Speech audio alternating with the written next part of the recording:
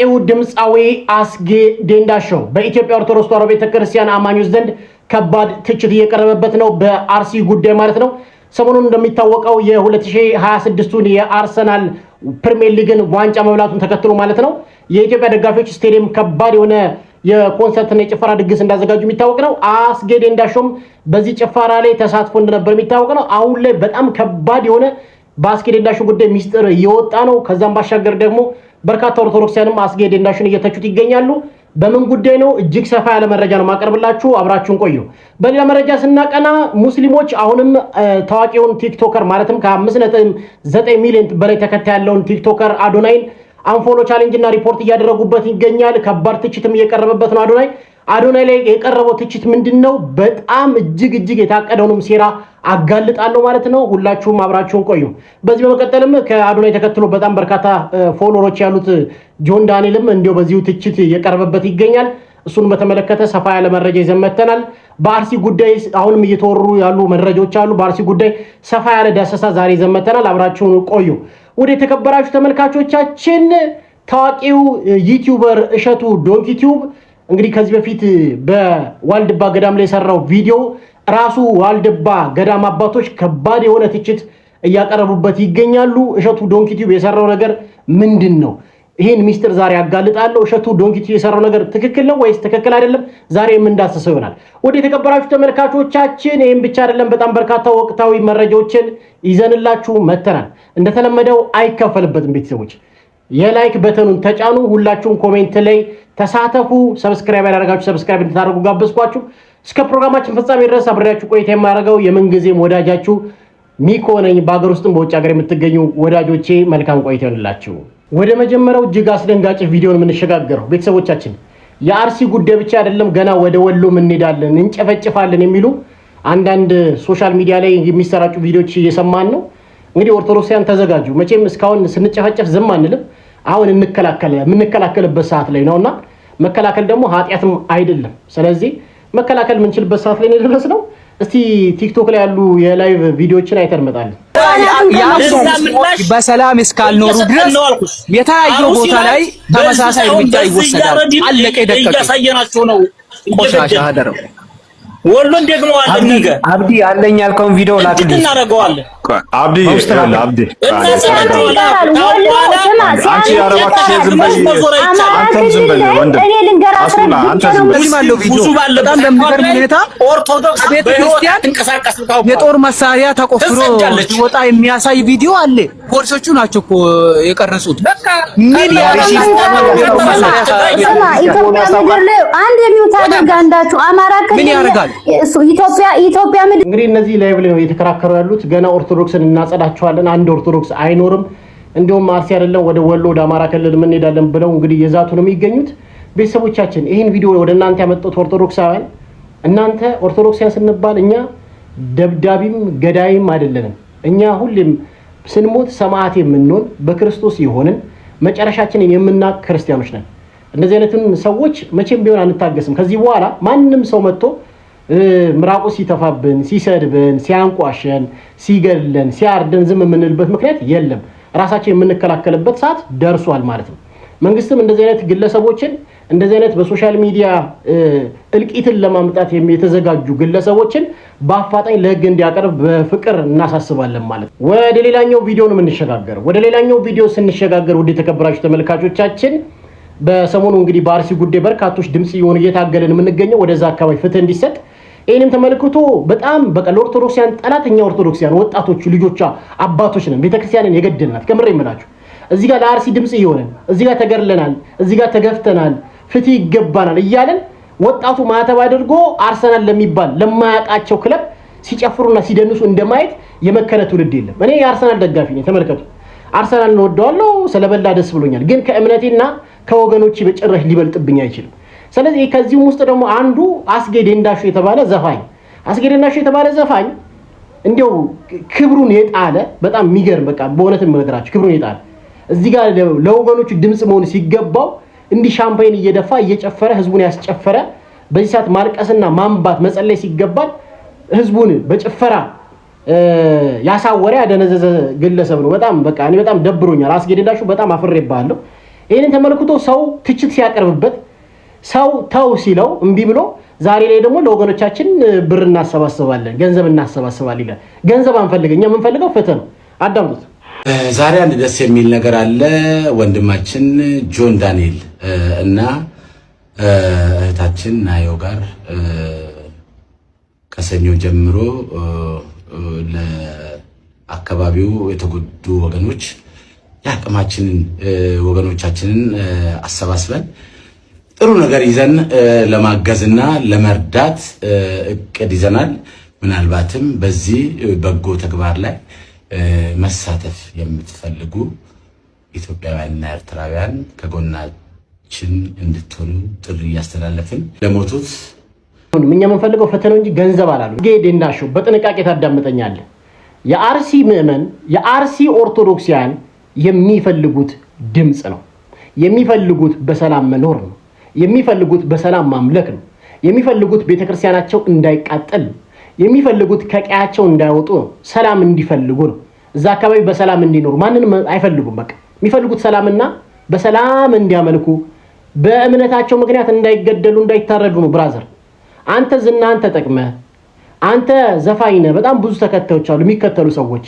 ከአርሰናል ይልቅ ለነዚህ ለወገኖች ለእህት ወንድሞች ሄደ ድምጽ መሆን ሲገባ ሄደ ግን አርሰናል ይበልጥብኛል ብለህ ከጨፈርክና ካስጨፈርክ በኋላ በኦርቶዶክሲያን ደም ከቀለድክ በኋላ ዛሬ ሁሉም ሰው ሲተች ናዮና ጆን ዳንኤልን አብረን ብር እንሰበስባለን ብለህ መምጣት ይሄ ላንተ ነውር ነው። ላንተ በጣም ዝቅጠት ነው፣ መወረድ ነውና በጣም ያሳዝናል። አስጌዴ እንዳሹ አታስመስል ብራዘር። ገንዘብ አይፈልጉም። ዮኒ ማኛን አዳምጠነው ነው ምን ሆኗል? ከሚስቱ ጋር እያለ እየለጠለጠ ቪዲዮ ቀርጾ ስልኩ ላይ አስቀምጧል። በጣም ለየት የሚያደርግ ሰገጤ መሆኑን የምታውቀው በዛ ስልኩ ላይ አስቀምጦት ነበረ። ሰክሮ ሲለፋደድ ሚስቱ ታይና ያንን ቪዲዮ ወደ ራሷ ትራንስፈር ታደርገዋለች። ከማን እንደደረሰኝ ታውቀዋለህ? ይህን ጉዳይ አዝጌ ከማን እንደመጣ ከዛ ጭልፋና ማንኪያ ከዛ በጋሞ በአርባ ምንጭ ቤተሰብ ሽማግሌዎች ጋር ሲካሄድ ሽማግሌዎቹ ራሱ ነው የምላችሁ ያንን ቪዲዮ ስታሳያቸው እርቁን ተው ነው። እንግዲህ እውነት ከሆነ በጣም አሳፍራል። ያው ይሄ ሌላው እጅግ አሳዛኙ እኔ ኮሜዲያን እሸቱ ዶንኪቲዩ ነው። እሸቱ በጣም ብዙ ተከታይ ያለ ሰው ነው። በጣም ብዙ ሶሻል ሚዲያ ላይ አሉ ከሚባሉ ዩቲዩበሮችና ቲክቶከሮች መካከል አንዱ አንተ ነህ። ምሰራው አብዛኛው ምግብ መንፈሳዊ ክርስትናና መንፈሳዊነት እንደምትወድ እናውቃለን።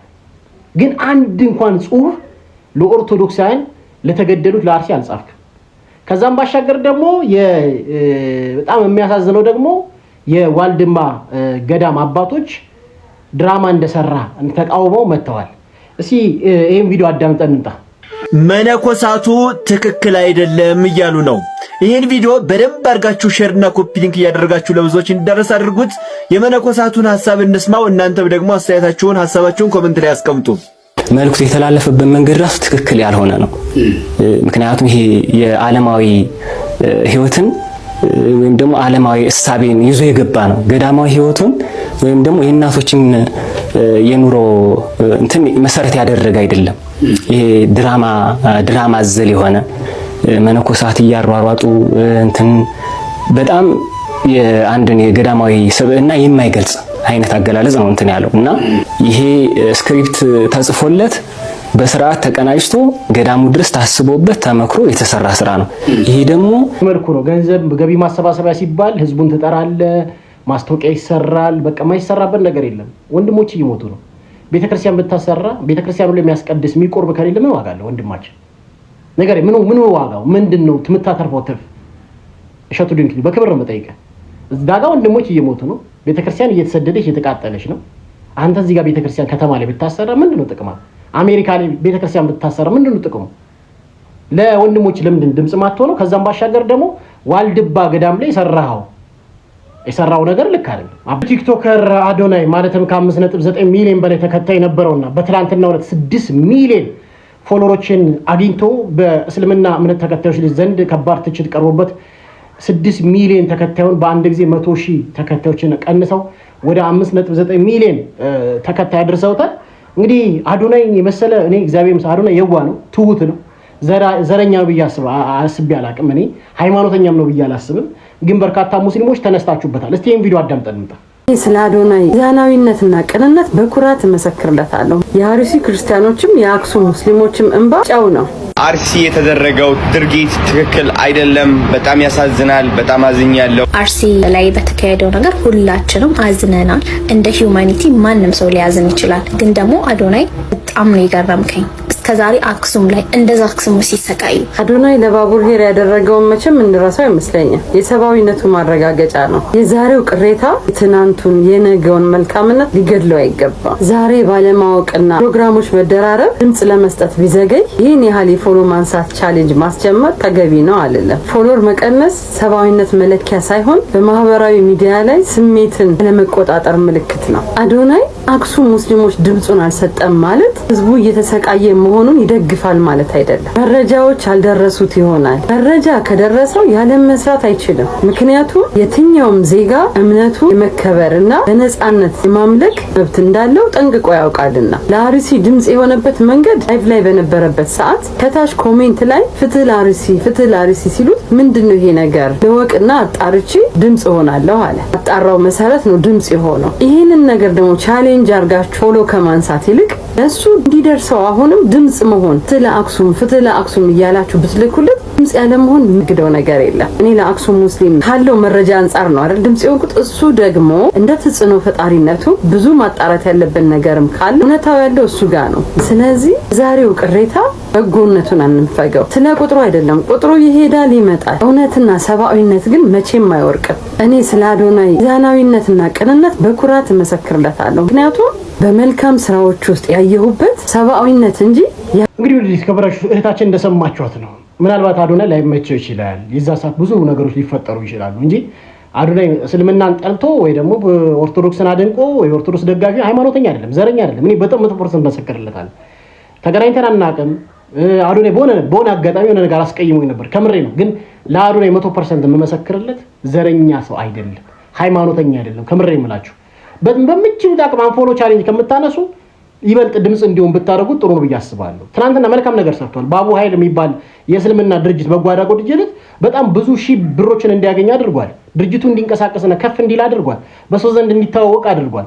ትናንትና የሰራው መልካም ነገር አውቃችሁ ዛሬ አንፎሎ ማድረግ በጣም የምቀኝነት የተርብነት አስተሳሰብ ኢትዮጵያ ውስጥ አለና እኔ ለእስልምና እምነት ተከታዮች ሂጃባችሁን አርጉ፣ የትም ቦታ ብትሰሩ ሂጃባችሁን አርጋችሁ የትም ቦታ ብትማሩ እኔ ችግር የለብኝም። በቃ ምንም ችግር የለብኝም። መልካም ነገር እንደስኮነ ድረስ ይሄ ነገር ከተነገፋችሁት ድምጽ ሊሆንላችሁ ይችላል።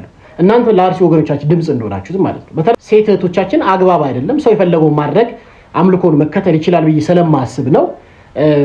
እዛ አካባቢ ከተጨቆናችሁ ሙስሊሞች ፍትህ ለእስልምና እምነት ተከታዮች በአክሱም ለሚገኙት ብዬ ቪዲዮ ሰራለሁ፣ በአርሲም ለሚገኙ። ስለዚህ ዋናው ኢትዮጵያዊነት ነውና ወንድማችሁን አጨቁኑት፣ ብትችሉ ምከሩት፣ ካልቻላችሁ መረጃውን አስተላልፋችሁ ፍትህ እንዲሆን ማድረግ ነው እንጂ ይሄ ጀዝባነት አስተሳሰብ አታራምዱ ለማለት ነው። የዛሬው ፕሮግራማችን ይሄን ይመስል ነበረ። በቀጣይ ፕሮግራም እስከምንገናኝ ድረስ ቸር ሰንብቱ። ሁላችሁም ላይክ፣ ሼር ማድረጋችሁን እንዳትረሱ። መልካም ጊዜ ይሁንላችሁ።